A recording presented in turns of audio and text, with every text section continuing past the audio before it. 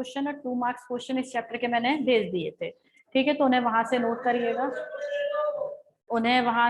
Note करिएगा, और उसके बाद इनके आंसर हम यहाँ पर डिस्कस कर लेते हैं, ठीक है। तो पहला क्वेश्चन है, देखिएगा। क्वेश्चन काफी इजी है, आप सभी के आंसर शायद जानते होंगे। क्वेश्चन नंबर 1 ये 2012 में आया है, और क्वेश्चन है name any 2 assisted reproductive technologies that help infertile couples to have children. ठीक, आपको बताना है name any 2 assisted reproductive technology, means ART बतानी है, 2 आर्ट बतानी है। असिस्टेड रिप्रोडक्टिव टेक्नोलॉजी का मतलब आप समझते हैं क्या होता है, आर्ट, ठीक है। तो जिससे कि अनफर्टाइल जो कपल है उसको भी क्या हो सके, बेबी हो सके। तो 1.1 का जो 2012 का क्वेश्चन है, इसमें आर्ट के 2 एग्जाम्पल पूछे हैं। तो एक तो लिख दीजिएगा गिफ्ट, और दूसरा लिख दीजिएगा आप IVF, ठीक है। IVF और गिफ्ट का फुल फॉर्म भी लिखेंगे। गिफ्ट का फुल फॉर्म क्या होता है, गैमीट इंट्राफैलोपियन ट्यूब ट्रांसफर, और IVF का क्या होता है, इन विट्रो फर्टिलाइजेशन। तो ये दोनों टेक्नोलॉजीज हैं आपकी। अब बात करते हैं next, expand gift and ICSI। आपको बताना है गिफ्ट का फुल फॉर्म। गिफ्ट का full form question number 1.2 gift का, और दूसरा ICSI का। तो गिफ्ट का क्या होता है, gamete intra fallopian tube transfer, यही होता है। और ICSI का क्या होता है, IC कौन है,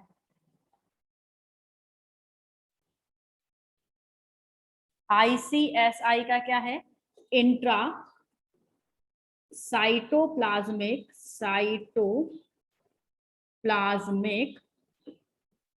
स्पर्म इंजेक्शन। ठीक, ये सारे 1 मार्क्स के क्वेश्चन है, और ये क्वेश्चन भी आपका 2012 कंपार्टमेंट का क्वेश्चन है, ठीक है। अब नेक्स्ट बात करते हैं question number 1.3, mention any positive and 1 negative application of amniocentesis. अब एमनियोसेंटेसिस का एक पॉजिटिव और नेगेटिव एप्लीकेशन आपको बताना है। अब एमनियोसेंटेसिस होता क्या है, ठीक है, ये वाला सबसे पहले समझिएगा कि पूछ क्या रहा है, एमनियोसेंटेसिस, एमनियो AMINIO, एमनियोसेंटेसिस।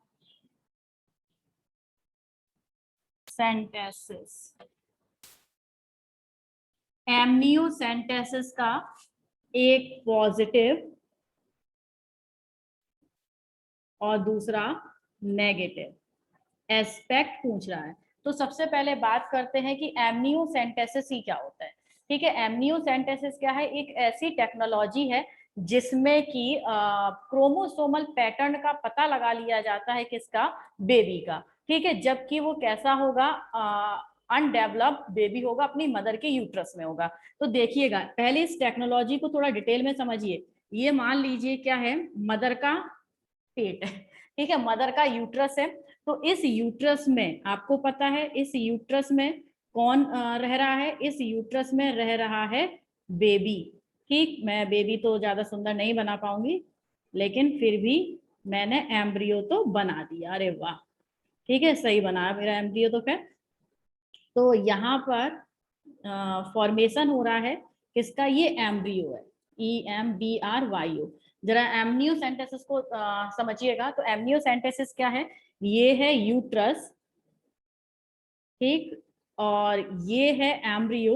और एम्ब्रियो आपको पता है एक किस में बंद रहता है, एक कवर में बंद रहता है, ठीक है, जिसे हम क्या बोलते हैं, इस टाइप का, इसके चारों तरफ एमनियोटिक मेम्ब्रेन, ठीक है। ये जो दिखाई दे रही है ना, मैं दूसरे कलर से बना दूं ना, यहाँ पर प्रेजेंट होती है क्या, देखिए, ये जो ग्रीन से बना रही हूँ ये एमनियोटिक मेम्ब्रेन है, ये क्या है, एमनियोटिक मेम्ब्रेन, इसे अच्छे से समझना, ठीक। और इस एमनियोटिक मेम्ब्रेन के अंदर एक फ्लूइड भरा होता है, ठीक है, यहाँ पर एक फ्लूइड भरा होता है, जो ब्लैक डॉट कर रही हूँ, ये होता है एमनियोटिक फ्लूइड, एमनियोटिक फ्लूइड, ठीक, और यहाँ पर ये जो क्या है, एम्ब्रियो, इससे मदर के यूट्रस से जुड़ा है, ये क्या है, प्लेसेंटा, प्लेसेंटा। ठीक है, तो ये आपका क्या है, एक डेवलपिंग एम्ब्रियो है। बात समझ रहे हैं, क्या है ये, एक डेवलपिंग एम्ब्रियो है। अब देखिए होता क्या है, यहाँ पर जो यूट्रस यहाँ से ओपन होता है इस टाइप के, तो देखिएगा ये एमनियोसेंटेसिस है। एमनियोसेंटेसिस में क्या किया जाता है, वास्तव में इसका यूज ये बनाई क्यों गई थी टेक्नोलॉजी, ठीक है, तो ये टेक्नोलॉजी बेटा इसलिए बनाई गई थी क्योंकि इसमें जो अगर कोई बेबी है, इसे कोई जेनेटिक डिसीज हो रही है। जेनेटिक डिसीज का मतलब होता है ऐसी डिसीज जो कि पेरेंट्स से उसके अंदर ट्रांसफर हो रही है। ठीक है, पेरेंट्स से उसमें उसके अंदर ट्रांसफर हो रही होंगी, तो किसके थ्रू ट्रांसफर हो रही होंगी, पेरेंट्स से हमारे अंदर क्या आते हैं, क्रोमोसोम, तो क्रोमोसोम के थ्रू ट्रांसफर हो रही होती है कौन सी, जेनेटिक डिसीज। तो किसी भी जेनेटिक डिसीज का, कोई भी जेनेटिक डिसीज है उसका पहले ही, जन्म से पहले ही पता लगाने के लिए जो टेक्निक आपकी डेवलप की गई थी वो थी कौन सी, एमनियोसेंटेसिस। ठीक है, एमनियोसेंटेसिस वास्तव में डेवलप क्यों की गई थी, इससे आपकी जो जेनेटिक या हेरिटेबल डिसीजेस हैं उन्हें जो शुरुआत के ही फीटल स्टेज होती है वहां पर इसका पता लगाया जा सकता है। ठीक है, ये कैसे वर्क करती है देखिएगा, यहाँ पर जो ये ब्लैक ब्लैक सी डॉट से मैंने बताया था, ये क्या है, एमनियोटिक फ्लूइड। तो डॉक्टर्स क्या करते हैं, एक स्पेशल टाइप की निडल होती है, ठीक है, उस स्पेशल टाइप की निडल से यूट्रस को पेनिट्रेट करते हुए, ठीक है, एक सिरिंज और निडल होती है, यूट्रस को पेनिट्रेट करते हुए, और ये जो निडल है ये कहाँ पर पहुंचती है, इंजेक्शन टाइप का होता है।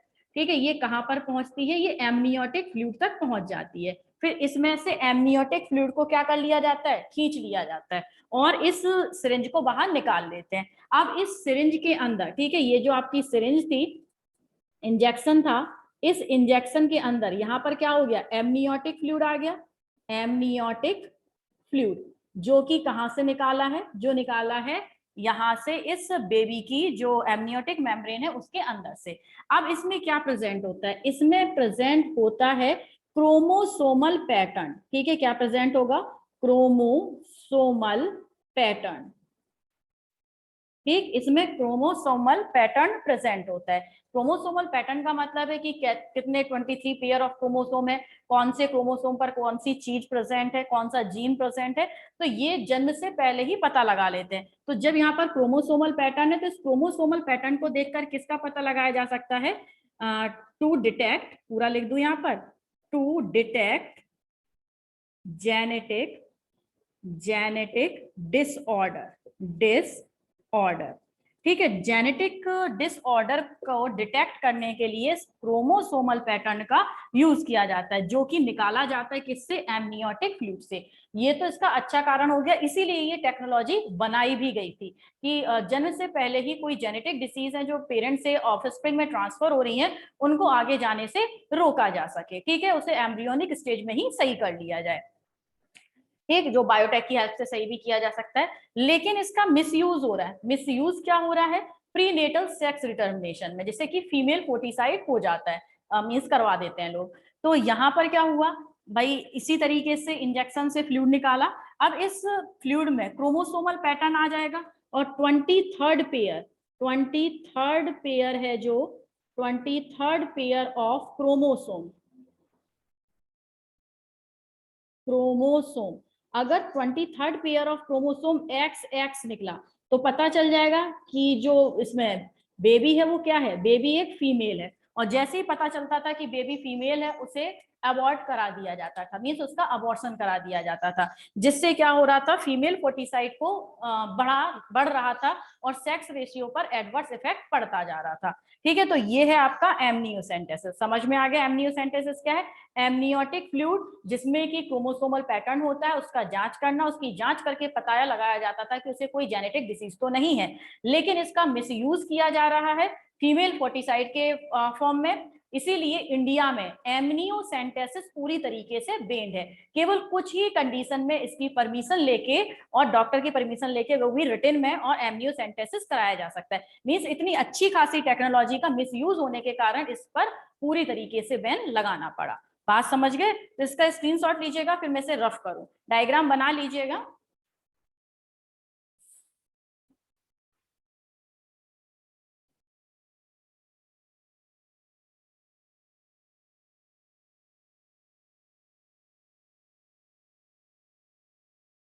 हो गया? चलो रफ कर दूं। अब तो आप इसे इजीली कर सकते हैं। ठीक है, इजीली करने का मतलब है एमनियोसेंटेसिस का पॉजिटिव एस्पेक्ट क्या था? To detect genetic disorder in early stage. ठीक, और नेगेटिव एस्पेक्ट क्या है? It is misused to detect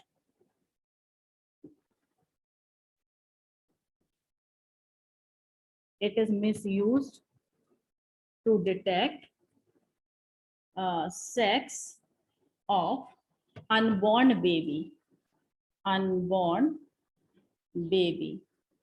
which can create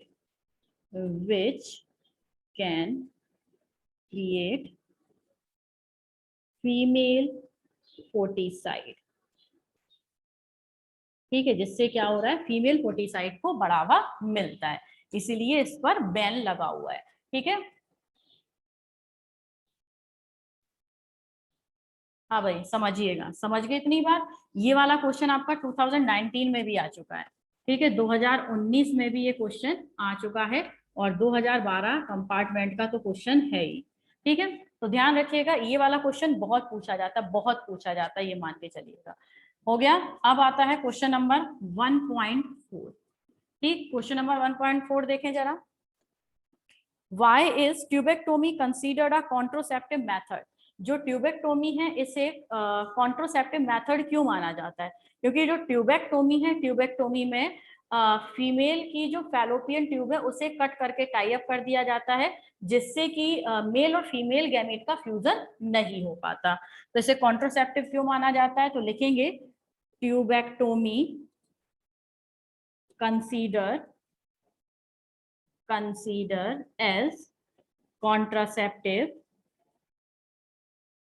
ये नीचे लिख देती हूँ, contraceptive because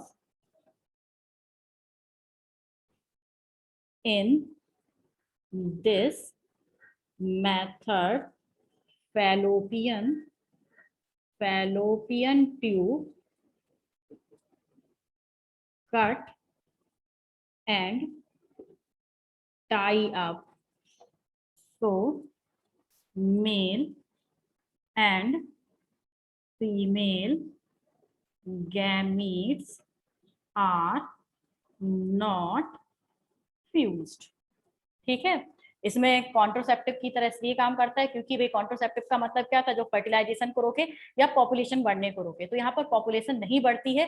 क्यों नहीं बढ़ती है? क्योंकि जो ओवा है वो स्पर्म के साथ मीट नहीं कर पाते, ओवा स्पर्म के साथ फ्यूज नहीं हो पाते। ठीक है, चलिए तो स्क्रीनशॉट ले लीजिएगा, लिख लिया है तो भी अच्छी बात है, नहीं लिखा है तो स्क्रीनशॉट लीजिएगा। हो गया? अब आते हैं नेक्स्ट क्वेश्चन पर, और जो अपना नेक्स्ट क्वेश्चन है वो है क्वेश्चन नंबर 1.5।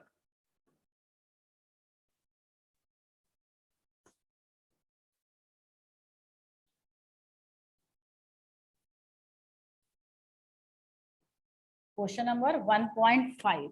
अब ये क्वेश्चन नंबर 1.5 कह क्या रहा है ये देखें जरा। 1.5 कुछ कहने वाला है, name two STDs which can be transmitted through contaminated blood. आपको दो ऐसी एसटीडी का मतलब सेक्सुअली ट्रांसमिटेड डिसीजेस, ऐसी दो सेक्सुअली ट्रांसमिटेड डिसीजेस के बारे में बताना है जो कि ब्लड के थ्रू एक डिसीज पर्सन से हेल्दी पर्सन में फैलती है। तो कौन कौन सी है? ठीक है, चलो एक तो आपको पता है कौन सी है, एड्स। एक तो है एड्स, ठीक है, फुल फॉर्म आप लिख देंगे एक्वायर्ड इम्यूनो डेफिशिएंसी सिंड्रोम। और दूसरी कौन सी है? Hepatitis B, hepatitis B. ठीक, तो ये दो डिसीजेस हैं जो कि कैसी है? एसटीडीज हैं, सेक्सुअली ट्रांसमिटेड डिसीज हैं जो कि ब्लड के थ्रू फैलती हैं।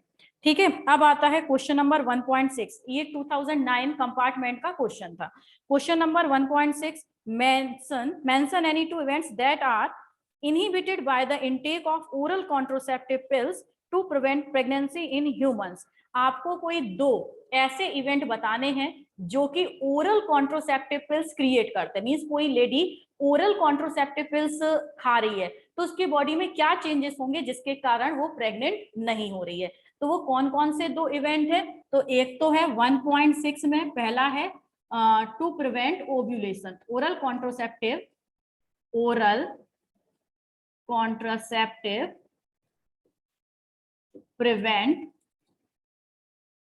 Prevent ovulation. ठीक, एक तो ये ओव्यूलेशन को प्रिवेंट करता है, जानते हैं ना ओरल कॉन्ट्रासेप्टिव में आपका प्रोस्टेज जो हार्मोन था उस हार्मोन के कारण, ठीक है, हार्मोन का नाम नहीं लिखना है यहाँ पर, तो ये क्या करता है, ओव्यूलेशन को प्रिवेंट करता है, ओवा का फॉर्मेशन नहीं होता। और दूसरा क्या है यहाँ पर, इट ऑल्सो प्रिवेंट इम्प्लांटेशन। ठीक है, ये इम्प्लांटेशन को भी प्रिवेंट करता है। याद आ रहा होगा आपको, मैंने समझाया भी था कि जो यूटेराइन एंडोमेट्रियम में इम्प्लांटेशन होता है तो यूटेराइन एंडोमेट्रियम को इस टाइप का बना देता है कि उसमें इम्प्लांटेशन नहीं हो पाता। ठीक है, अब आता है ये क्वेश्चन भी 2009 कंपार्टमेंट का है। अब है question number 1.7, give any reason for a stationary ban on amniocentesis. ये क्वेश्चन आपका 2008 और एक 2019 में भी आया है। ठीक, तो क्या है, एमनियोसेंटेसिस पर बैन क्यों लगा हुआ है? अभी जस्ट बताया हुआ है, एमनियोसेंटेसिस से प्रीनेटल सेक्स डिटर्मिनेशन कराया जा सकता है। प्रीनेटल सेक्स डिटर्मिनेशन का मतलब होता है जन्म से ही पहले बेबी का जेंडर का पता लगा लेना, उसके सेक्स का पता लगा लेना कि वो मेल है या फीमेल है। तो ये आपका प्रीनेटल सेक्स डिटर्मिनेशन के लिए रेस्पॉन्सिबल है, जिससे कि बढ़ावा मिलता है फीमेल फोर्टिसाइड को और सेक्स रेशियो पर एडवर्स इफेक्ट पड़ता है। तो क्यों बैन लगा है समझ गए होंगे आप। ठीक है, फीमेल फोर्टिसाइड पर इफेक्ट पड़ता है, फीमेल फोर्टिसाइड को बढ़ावा मिलता है, सेक्स रेशियो पर इफेक्ट पड़ता है। तो ये आपके प्रीवियस ईयर क्वेश्चन में 1 मार्क्स के जो क्वेश्चन थे वो मैंने आपको कंप्लीट करा दिए। अब बात करते हैं 2 मार्क्स क्वेश्चन की। तो 2 मार्क्स क्वेश्चन में पहला क्वेश्चन है क्वेश्चन नंबर 2.1। ये समझ, ये इतने क्वेश्चन मैंने कराए हैं, आप लोगों की समझ आ गए ना बेटा? जरा बताइए समझ में आई कि नहीं? ये क्वेश्चन समझ गए 1.7 तक? बता दो, सो गए का? यस, ठीक है, नम्रता, रौनक, कुसुम, श्वेता। वैष्णवी कहाँ गई? सो गई। अब आता है क्वेश्चन नंबर 2.1। 2.1 का मतलब कितने मार्क्स का? ये 2 मार्क्स का क्वेश्चन है। ठीक है, अब इस 2 मार्क्स के क्वेश्चन में पहला क्वेश्चन है, अब देखो मैंने बताया था ना कॉपर्टी बहुत इंपॉर्टेंट है। देखिए कितनी बार आया है, 2011 में, 2009 में, 2010 में, 2008 में। ठीक है, और करके कितनी बार आया। एक क्वेश्चन है, how does copper T act as an effective contraceptive. जो कॉपर टी है एक इफेक्टिव कॉन्ट्रोसेप्टिव की तरह कैसे वर्क करता है, मींस उसका प्रिंसिपल लिखना है। मैंने बताया था ना इनके प्रिंसिपल बहुत पूछे जाते हैं। दूसरा है वाई, इसी में और करके क्वेश्चन है, ये भी आ सकता है आपके में अगर कॉपर टी के बारे में लिखना हो। Why are copper containing intrauterine devices considered as an ideal contraceptive for human female. Human female के लिए कॉपर से बनी हुई जो कॉन्ट्रासेप्टिव है वो क्यों ज्यादा यूजफुल मानी जाती हैं। ठीक है, तीसरा क्वेश्चन है इसी में, why is copper T considered a good contraceptive device to space children. ठीक है, अब स्पेस चिल्ड्रन का मतलब ये मत समझिएगा कि अंतरिक्ष में चिल्ड्रन को भेजना है। स्पेस चिल्ड्रन का मतलब है यहाँ पे बच्चों में अंतर रखना, मीन्स ये नहीं कि फटाफट फटाफट बच्चे पैदा हो रहे हैं। ठीक है, मीन्स एक बच्चा 5 साल का हो गया उसके बाद दूसरा बेबी हुआ, इसे बोलते हैं गैप, मीन्स स्पेस। तो बच्चों में स्पेस रखने के लिए कॉपर टी किस तरीके से यूजफुल है। ठीक है, एक और क्वेश्चन है, how does copper T act as an effective contraceptive for human female. Human female के लिए इफेक्टिव कैसे है। एक और है, अब देखिए क्वेश्चन बड़ा उल्टा उल्टा सा है, a mother of 1 year old daughter wanted to space her second child. Her doctor suggested copper tea explain its contraceptive actions. क्या है क्वेश्चन, देखिए फालतू का इतना लंबा क्वेश्चन कर दिया, सीधे लिख देते कॉपर टी का प्रिंसिपल लिख दो, लेकिन नहीं, इन्होंने नहीं लिखा। इन्होंने क्या लिखा है कि एक मदर है जिसकी बेटी 1 साल की है और वो डॉक्टर के पास पहुंचती है कि वो उसे दूसरे बेबी में गैप चाहती है, तो उसके डॉक्टर ने सजेस्ट किया उसे कॉपर टी। तो कॉपर टी का क्या एक्शन है जिससे कि उसकी बड़ी बेटी और दूसरे बेबी में क्या हो सके, अंतर आ सके। ठीक है, एक और क्वेश्चन इसी से है, name any two copper releasing intrauterine devices, list two reasons that make them effective contraceptive. आपको ऐसी दो डिवाइसेस बतानी है जो कि इंट्रायूटेराइन है, यूट्रस में इम्प्लांट की जाती हैं और कॉपर से बनी होती हैं। साथ के साथ आपको दो कारण भी बताने हैं कि ये इतनी अच्छी कॉन्ट्रासेप्शन प्रॉपर्टी शो क्यों करती है। ठीक है, तो इतने सारे क्वेश्चन है, 1 2 3 4 5 6 7, ठीक 7 टाइप के क्वेश्चन यहाँ पर बने हैं और इन सब का आंसर एक ही है। और आंसर क्या है आपका, मैकेनिज्म या फिर प्रिंसिपल ऑफ कॉपर टी। बात समझ गए? तो प्रिंसिपल ऑफ कॉपर टी क्या था? सबसे पहले है जो कॉपर टी है, ओहो, copper T release copper ions which decrease the mortality भी लिख सकते हैं, खैर मोर्टेलिटी ही लिख देती हूँ, मोर्टेलिटी ऑफ स्पर्म। ठीक है, दूसरा है इसका कॉपर टी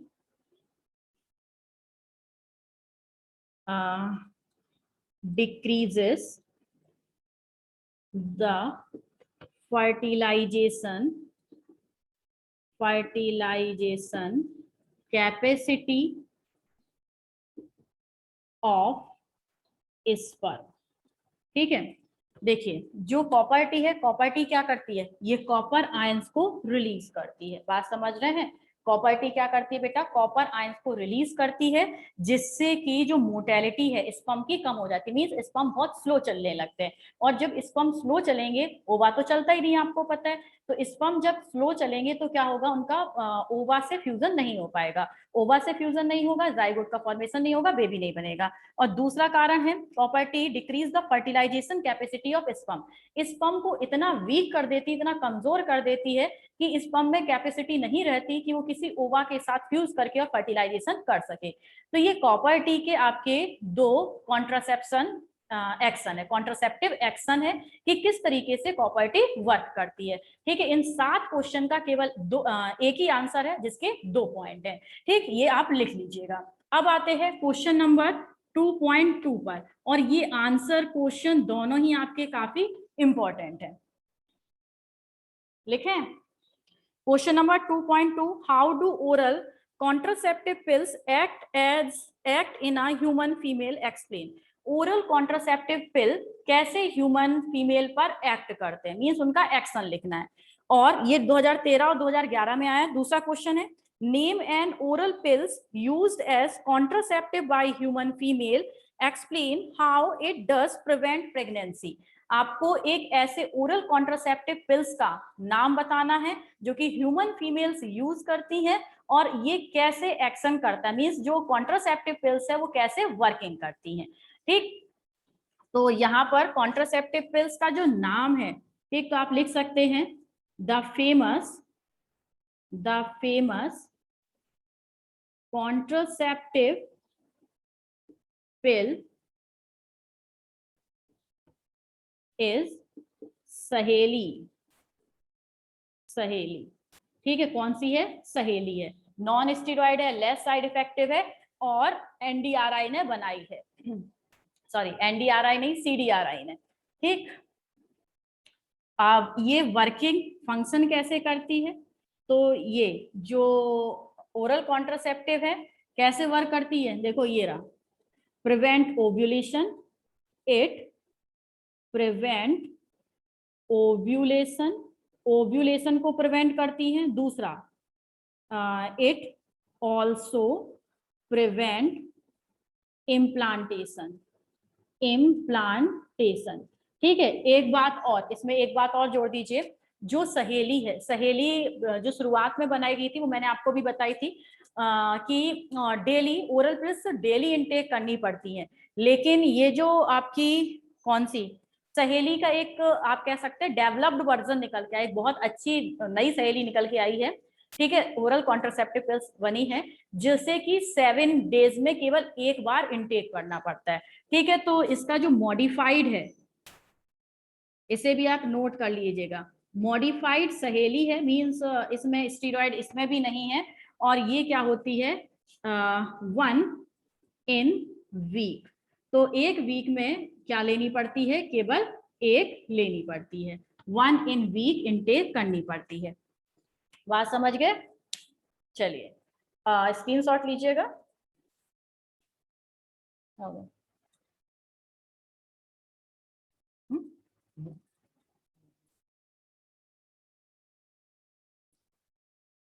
हो गया बेटा?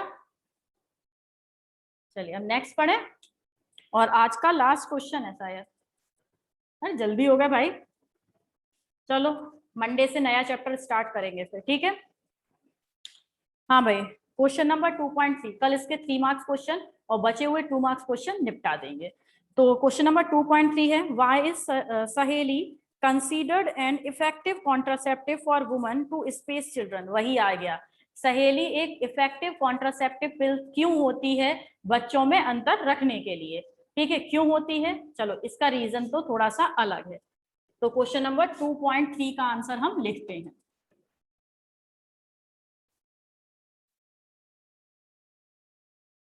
क्वेश्चन नंबर 2.3 का आंसर, ठीक है। और ये आया कब है, ये आया है 2013 में। तो ये कैसी है, Saheli is non steroid, steroid pill, non steroid pill. और आपको पता है जो स्टीरॉयड्स है वो हमारी बॉडी पर एडवर्स इफेक्ट डालते हैं, इम्यून सिस्टम पर एडवर्स इफेक्ट डालते हैं, इम्यूनिटी को कम कर देते हैं। जैसे मैंने आपको बताया भी था कि जो पर्सन ने कोरोना में या कोरोना से पहले, जिन्हें कोरोना हुआ था या वो कोरोना होने से पहले बहुत सारे स्टीरॉयड इंटेक करते थे, उनको एक नई बीमारी लग रही है, कौन सी, ब्लैक फंगस, ठीक है। क्यों लग रही है, क्योंकि ये स्टीरॉयड है, अधिकतर जो लोग स्टीरॉयड खाते थे या खा रहे हैं उनको ब्लैक फंगस की ज्यादा चांसेस है, क्योंकि ये इम्यूनिटी को बहुत ज्यादा वीक कर देती है। चलो, तो ये जो सहेली है, सहेली में ऐसा कुछ नहीं है, सहेली एक नॉन स्टीरॉयड क्या है आपकी पिल है। और जितनी भी कॉन्ट्रोसेप्टिव अदर पिल है सहेली को छोड़कर, वो सभी कैसी हैं, स्टीरॉयड है, ठीक है। तो जानबूझ के कोई थोड़ा ना स्टीरॉयड लेता है कि हम तो स्टीरॉयड ले रहे हैं, लोगों को तो पता ही नहीं होता कि वो स्टीरॉयड ले रहे हैं, ठीक है। जैसे कि कोई लेडी है वो कॉन्ट्रोसेप्टिव पिल इंटेक कर रही है, ठीक है। अब कॉन्ट्रासेप्टिव पिल में क्या होता है, स्टीरॉयड, तो उसे थोड़ा पता है कि वो स्टीरॉयड खा रही है, लेकिन वास्तव में जो सहेली को छोड़कर अदर कॉन्ट्रासेप्टिव है उन सभी में स्टीरॉयड मिलती है। ऐसी बहुत सारी ड्रग्स है, नॉर्मल सी ड्रग्स है जिसमें कि बहुत सारी स्टीरॉयड प्रेजेंट होती हैं, ठीक है। चलिए अब इसका दूसरा कारण है सहेली इनटेक करने का, नॉन स्टीरॉयड है, लेस और नो साइड इफेक्ट, ठीक है। इस पे साइड इफेक्ट नहीं होते या बहुत कम साइड इफेक्ट होते हैं सहेली के। और एक ये भी लिख सकते हैं, इट इनटेक 1 इन वीक, ठीक है। जो अदर कॉन्ट्रोसेप्टिव थी वो डेली इनटेक करनी पड़ रही थी, लेकिन जो सहेली है वो अब एक ऐसी सहेली आ गई जो वीक में केवल एक बार इनटेक कर सकते हैं, करनी होती है, ठीक है। इसके अलावा क्या है, ये पूरी तरीके से आत्मनिर्भर भारत की है, मीन्स ये पूरी तरीके से इंडिया में बनी हुई है, ठीक। तो आप लिख सकते हैं स्वदेशी ड्रग है, formulated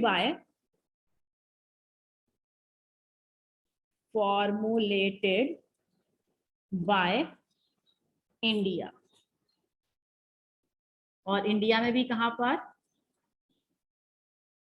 Lucknow, central drugs research institute. कौन सा है, central drugs research institute, CDRI Lucknow में, ठीक है। सेंट्रल ड्रग्स रिसर्च इंस्टीट्यूट की एक अच्छी खासी आपकी काम है जिससे कि इसने सहेली को बना दिया।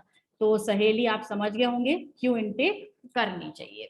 हो गया, 4 पॉइंट लिखने होंगे अगर 2 नंबर में पूछा जाता है तो सहेली का, ठीक बेटा। समझ गए इतनी बात, कोई प्रॉब्लम किसी को? चलिए किसी को कोई प्रॉब्लम? डन है इतना? तो अब हम मिलेंगे कल 3 मार्क्स क्वेश्चन और 2 मार्क्स क्वेश्चन के साथ, ठीक है। मंडे से स्टार्ट करेंगे न्यू चैप्टर। तब तक के लिए जय हिंद and goodbye. Okay Kusumlata bye bye बेटा। Raunak bye bye. हाँ भाई, फिजिक्स की क्लास है आप लोगों की 4:30 बजे से, ठीक है। तो आप ज्वाइन कर लीजिएगा टाइम से, क्योंकि अधिकतर फिजिक्स के साथ ये होता है कि उस समय नेट नहीं चलता, कभी कुछ प्रॉब्लम हो जाती है। ओके चलो भाई, बाय बाय सभी को।